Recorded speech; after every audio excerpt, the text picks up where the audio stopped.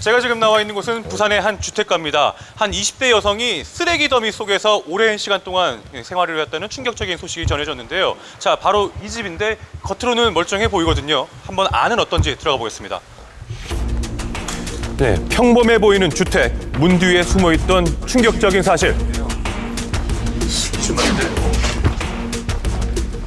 현관문 앞에서부터 코를 찌르는 악취. 들어서자마자 방 안 구석구석엔 발 디딜 틈 없이 쓰레기로 가득했는데요. 이곳에서 사람이 생활을 했다는 게 믿어지십니까? 더욱 충격적이었던 건 바로 안방을 점령한 쓰레기 더미들입니다. 도저히 집이라고는 믿을 수 없을 모습이었는데요. 생활용품의 옷까지도 쓰레기와 함께 뒤섞여 있는 상황입니다. 사이사이 음식물과 최근 먹다 버린 듯한 음식 포장지가 이곳에 사람이 있었다는 걸 짐작할 수 있게 해줬습니다. 쓰레기 방이거든요. 같은데요. 뭐 한평 남짓한 방 아닌데요. 장판이 안 보입니다. 바닥이 안 보일 정도로 지금 온 방 안이 쓰레기로 가득 차 있습니다. 앉을 공간은커녕 서 있을 공간마저 없는 쓰레기로 뒤덮인 집. 집안 곳곳은 악취와 벌레의 차지가 된 지 오래인 듯 했는데요. 옷이 있어야 할 장롱 구석도 옷은 온데간데 없이 쓰레기 봉투가 차지하고 있었고요. 네. 위생상으로 굉장히 큰 문제가 있겠어요. 또 이 서랍장도 기능을 잃은 채 쓰레기만 담겨져 있었습니다.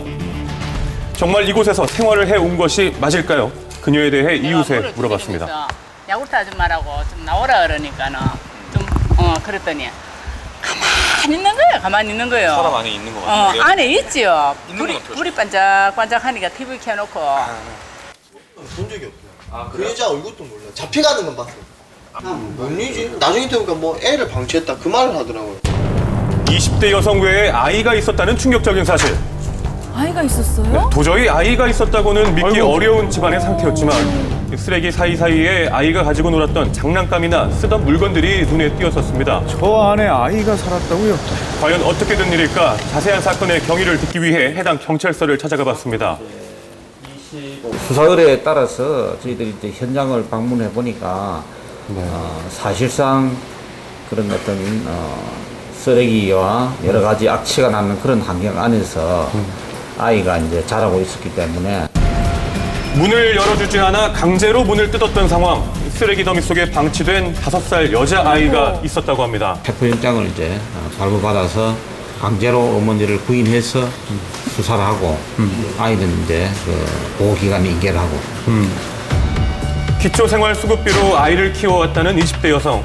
그녀는 체포 후 쓰레기 속에 아이를 방치한 이유에 대해서 우울증에 의한 무기력증으로 쓰레기를 버리지 않았고 아이를 쓰레기 속에서 키우는 것이 오히려 아이를 보호하기 위한 방법이었다고 말했다고 하는데요. 이해가 안 가네요. 관할 복지과에서는 또 다른 이야기를 들을 수 있었습니다. 작년 12월 똑같은 일로 청소까지 했지만 7개월 만에 재발했기 때문에 모녀를 강제 격리시켰다는 것입니다. 현재 구출된 아이의 상태는 어떨까요? 예방접종도 한 번 빼고는 다 받았고 말을 주고받는 게 조금 또래에 비해서 좀 떨어진다라고 판단을 했고 가지고 노는 도구 이런 거를 제대로 활용을 좀 원하는 그런 상태. 문제가 생길 수밖에 없죠. 쓰레기집 속에서 생활하며 세상으로부터 차단당했던 아이. 보호라는 명목으로 아이를 쓰레기 속에 방치해둔 엄마. 전문가들은 이유를 막론하고 쓰레기 속에 아이를 방치한 일은 처벌받아야 마땅하다고 주장합니다.